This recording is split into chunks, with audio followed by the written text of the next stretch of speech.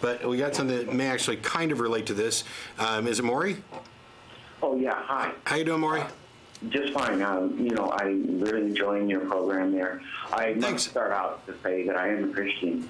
But look, you guys have put the time, the effort, the energy, and it's obvious to me that you are very, you're solid in analyzing these things and so forth.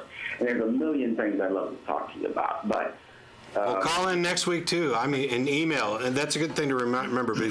And also, and I'll let you get to this in just a second, I promise. But if I don't mention these things, I get beaten up after the show. We are going to dinner after the show at El Arroyo on 5th Street near Campbell. They'll put the address up on the screen. Any atheist or atheist-friendly person is welcome to join us. The same is true for emailing tv@atheist-community.org, and you're welcome to call back in as often as you want. Now that I've cut Maury off, I'll let you get back to it. Well, like I say, there's so many things that I could talk about, but one thing is that about the moral issue, and your compadre there described that pretty well. You can use reason and you can use logic and that sort of thing, but ultimately, then you would have to put this in the most succinct way I can. People that go out and commit horrible, terrible deeds, they can say that hey, it's okay. Everything is okay. They can say that, but to themselves they can't. But they don't. The thing is that ethics and morals didn't evolve in a vacuum. They're the product of a cooperative society. Basically, and you can look at this as in the simplest forms, is I'd rather not have my stuff stolen or be killed. And I found some other people who'd rather not have their stuff stolen or be killed. So we've gotten together and we've agreed that those things are bad. We're going to oppose them and we're going to establish laws that deal with people who violate them. It doesn't matter if somebody comes along and kills somebody and then says, well, by my moral code, it's right. That's irrelevant. You're living in our society, and in order to do that, you need to abide by these rules.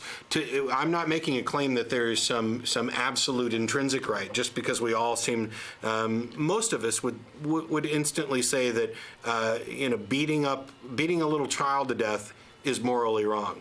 But how can you say morally wrong? It's wrong. Okay, it's wrong. It's ethically wrong. I'm making the determination that it's wrong. It's also socially wrong is part of the issue. Well, I read an interesting summary of Eastern morality versus Western morality in sort of a philosophy book one time. It was in the form of a dialogue where somebody whose title is moralist comes up to a guy who's a Taoist, and the moralist says, I believe that there are absolute standards of right and wrong. The Taoist says, yeah, me too. The moralist says, okay, what is your highest moral principle? And the Taoist says, everybody has the right to do whatever they want. So the moralist says, that's horrible. Does that mean that somebody has the right to kill somebody else? And the Taoist says, well, yeah, the guy has the right to kill somebody, and then the police have the right to come and arrest them, and the judge has the right to sentence him to death. I see.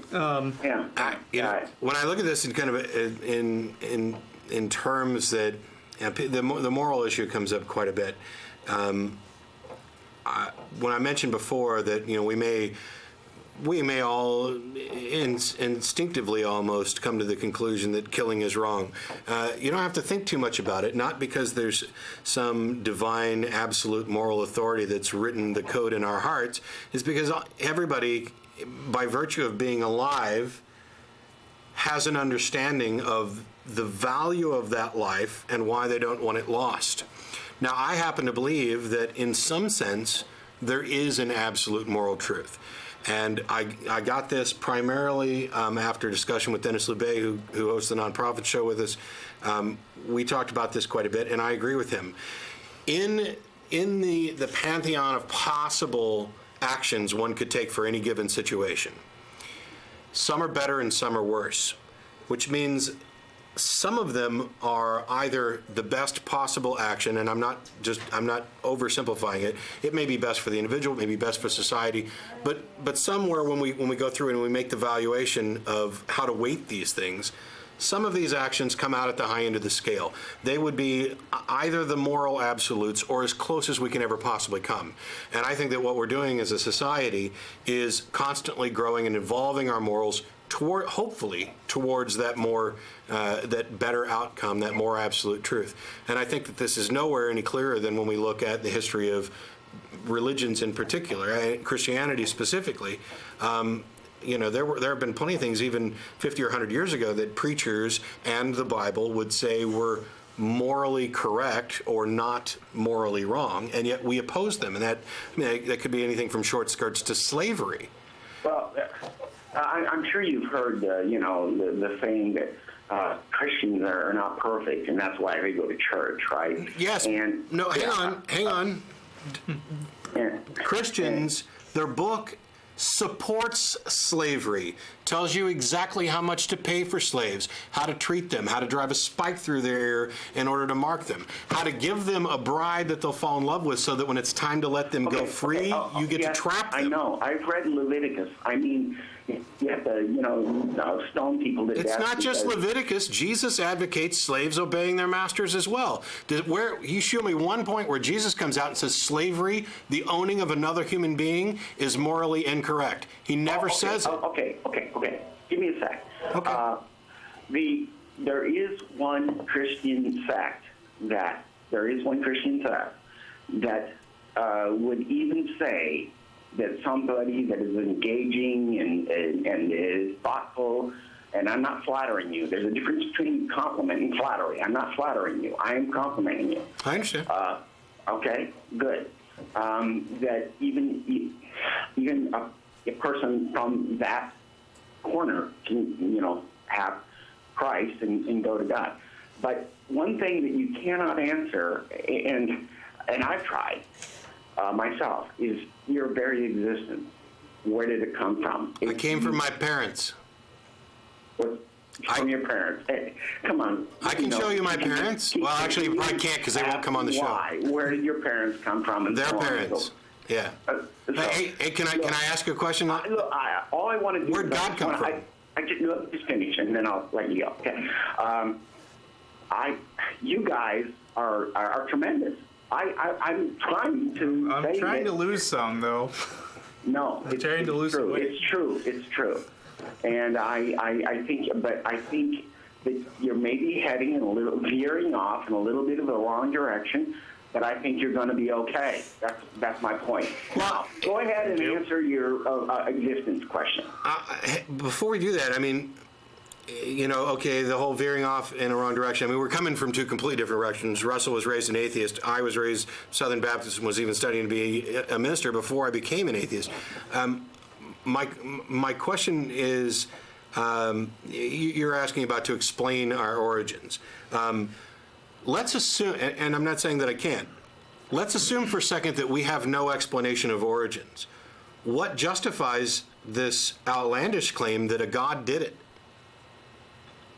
If we have no better explanation, what makes that one win out? I can't say. Okay, so now, and I'm not just saying this as a cop-out. If there's no good reason to actually justify that God did it one, and we're in a position where we have no better explanation, then the correct answer is we don't know what our origins are. It's not I'm justified in believing that Magic Man done it. It's I'm not justified in believing anything. When we talk about like Christopher Hitchens, he says he can't explain certain things. I mean they're unexplainable. I agree.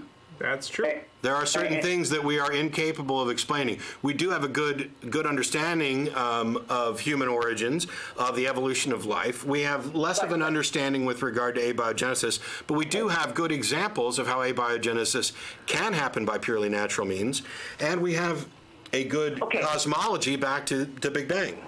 Okay, I think you're about ready to go off here. So can I just squeeze this in? Sure. Okay. Look, your questions and your position is obvious and it's very clear and it's very rational and everything like that. But I think that you just take it a step further. That's all I'm saying. How so? now, don't get me wrong. I really want to understand this because I know a lot of people, like my brother, by the way, is a perfectly, eminently reasonable person who's also a Christian. And in general, we've tried to have a couple discussions about it. We tend to leave it alone. And to him, he says things that are similar to what you're saying, that yes, the points are rational and justified, but there's something in him that just can't stop believing in this God no matter how ridiculous it may appear on the face. That goes back to the sect, and I don't want to mention that sect because then it's going to look like I'm promoting that, and I don't want to promote that. But there is one that does recognize all of these things that you stated, and it's a more 19th century one. But anyway, I'm just asking what okay, my only concern is the truth. I actually care whether or not my beliefs are true or likely to be true. I'd prefer to believe as hang on. I'd prefer to believe as many true things and as few false things as possible. So what I need to do is develop a way of determining which things are most likely true, which things are least likely true, so that my thoughts are at the least risk of believing false things. So when you say that there's some justification for the belief in a God, I just want to know what it is. It's your ability to love, to touch. How is that proof of a God? The existence of something is not proof of its cause. God is just short for good. Oh, well, okay, then we agree. All right, then I believe in God now, because I believe that there are ways to judge for yourself whether things are good or bad. So if God is just another word for good, then I believe in God. However, if your claim is that God is just good, why the hell did you start with this explain your origins? Because goodness is not an explanation for origins. No, the issue is that he needs soldiers. Who's a he? Good is not a he. Good isn't a he. Good isn't an entity. As far as we know, good doesn't have a penis. I mean, you can't... you can't say that God equals good and then go right back to personification. And anthropomorphize it. Penis is just a euphemistic term. Okay, so you really didn't mean that it was good. You were just trying to avoid the question that I asked when I asked what reason was there for believing it. No. God has to have truth. He has to have soldiers. He has to have people that are going to follow him and do his deeds and do the good. How do you know any of that? Let me finish, please. No, not please. I asked a question that you can't answer, and you come back with something that's even more outlandish, that God needs soldiers. If you won't answer the first question about why you believe that God exists, at least answer what makes you think that God needs soldiers. Okay, because he's needy. How do you know this? Because he's my father. And my... Really? Can we call him? Sure, my father needed things. He needed to clothe his children. He needed this and that. And he needs people. As needy as we are for calls on Super Bowl Sunday, and as much as I appreciated a lot of things you had to say early on, and I think there may be some great discussions afterwards, you're doing nothing but continuing to duck the questions and then making more assertions that are even more outlandish. So on that note, I'm going to let you go, and we're going to go on to another caller. But if you come up with a better point or something that answers the question, not just the reason why you believe, but the reason why you think somebody else should, or why this should be. I mean, we're talking about shared truth here. You come up with that, feel free to give us a call back this week, next week, email, whatever. But yeah, we can't keep asking questions and have people dodging and ducking like that. And as needy as we are for calls this week, if God does want to call into the show and say hi, and although we're likely to have James calling in to pretend that he's God. Right. Or that guy from Real